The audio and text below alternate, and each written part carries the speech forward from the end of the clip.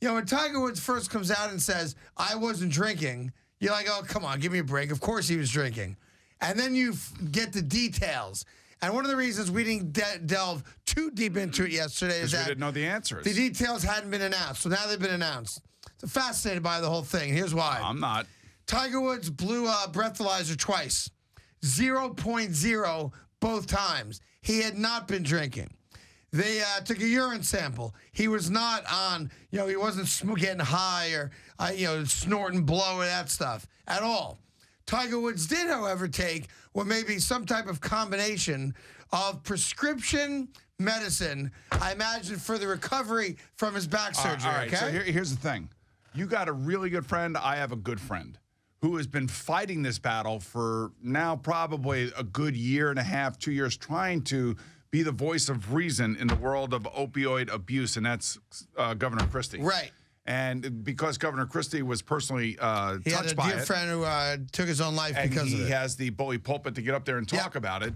And you ask anybody in law enforcement, I don't care whether it's the Nassau County Sheriff, the Suffolk County Sheriff who's on my hockey team and I'm good friends with, who has told me for 5 years now that this is a major epidemic, not just here in New York and New Jersey and Connecticut, but all across our great country. Right. How many people are basically hooked on this crap for a number of different reasons? Everybody's different.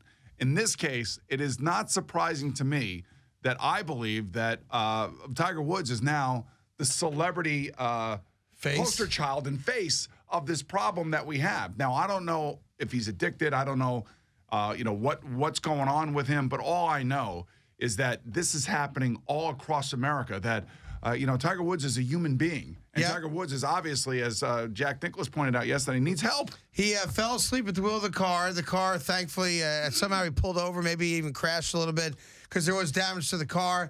He had no idea where he was, thought he was in Orange County, California. And some parts of the incoherent roadside sobriety test with police, he didn't know where he was going, other than the fact that he said he liked to drive. So, here's what I take out of it. I remember we talked about this years and years ago. Remember, what was it? Not Adderall or what the heck was the drug? Xanax, what was the sleep aid? Ambien. Ambien. I immediately thought of Ambien, and he's not on it.